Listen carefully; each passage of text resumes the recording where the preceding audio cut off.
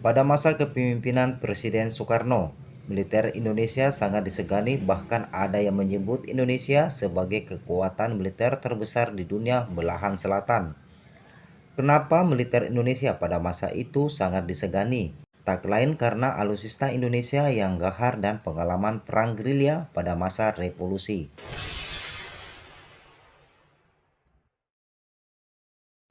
Halo, kita berjumpa lagi dengan channel Baret Hijau yang menyajikan segudang informasi.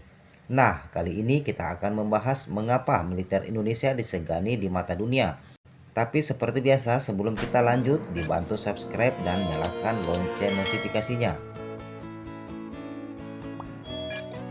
Pada tahun 1950 hingga 1960-an, Bung Karno masih harus melindungi Indonesia dari invasi pihak asing yang masih ingin mengrongrong kedaulatan Indonesia.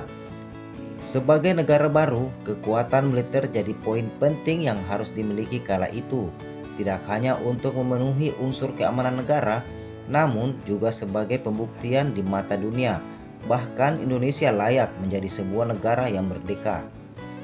Salah satu strategi Indonesia untuk memperkuat militernya adalah melalui pengadaan alat perang alutsista.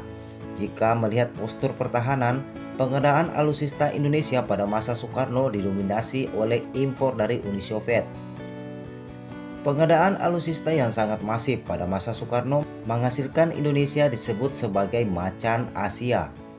Dalam periode tersebut, dua sistem senjata yang paling banyak diakuisisi adalah kapal perang dan pesawat tempur.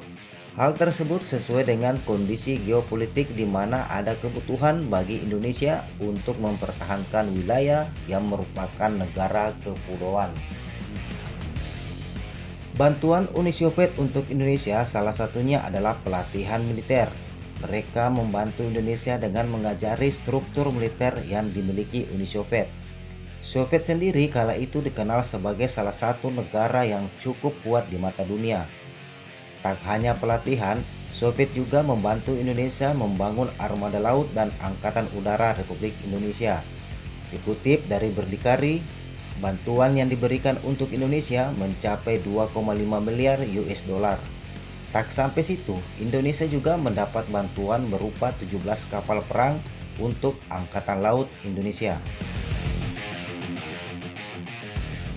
Saat itu, Indonesia bahkan memiliki kapal perang terbesar dan tercepat di dunia buatan Uni Soviet.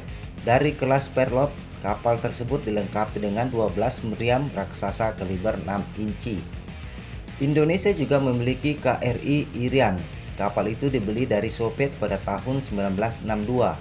Kapal tersebut memiliki bobot hingga 16,640 ton dengan awak sebesar 1.270 orang, termasuk 60 perwira.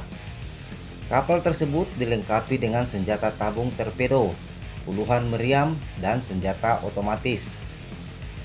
Angkatan Udara Indonesia menjadi angkatan udara paling ditakuti di seluruh dunia. Indonesia dikabarkan memiliki ratusan pesawat tempur canggih, yaitu 20 pesawat pemburu supersonik MiG-21 Fitzhugh, 30 pesawat MiG-15, 49 pesawat tempur Higgs subsonik MiG-17 dan 10 pesawat supersonik MiG-19. Pesawat MiG-21 Fitzhugh buatan ilmuwan Soviet adalah salah satu pesawat supersonik paling canggih zaman itu, bahkan mengalahkan pesawat tercanggih yang dipunyai Amerika Serikat. Pesawat supersonik F-104 Stratofortress dan F-5 Tiger, sementara Belanda masih mengandalkan pesawat-pesawat peninggalan Perang Dunia II seperti P-51 Mustang. Indonesia juga memiliki armada 26 pembom jarak jauh strategis Tu-16 ini membuat Indonesia menjadi salah satu dari hanya 4 bangsa di dunia yang mempunyai pembom strategis, yaitu Amerika, Rusia, dan Inggris. Pangkalannya terletak di Lapangan Udara Iswahyudi Madiun. Selain itu, Indonesia mempunyai 104 unit kapal tempur, senjata mesin AK-47, senjata buatan Soviet yang sangat populer pada zamannya. Alutsista militer Indonesia yang canggih kala itu didukung oleh personil militer Indonesia yang militan sehingga kekuatan militer Indonesia era Soekarno sangat disegani dan tak bisa dianggap remeh. Bahkan Belanda sampai mau angkat kaki dari Papua karena kekuatan Belanda sudah tidak sebanding dengan Indonesia. Meskipun begitu, sehebat apapun sebuah angkatan perang, tapi kalau tidak dilandasi oleh sebuah semangat atau patriotisme, maka itu tidak ada gunanya.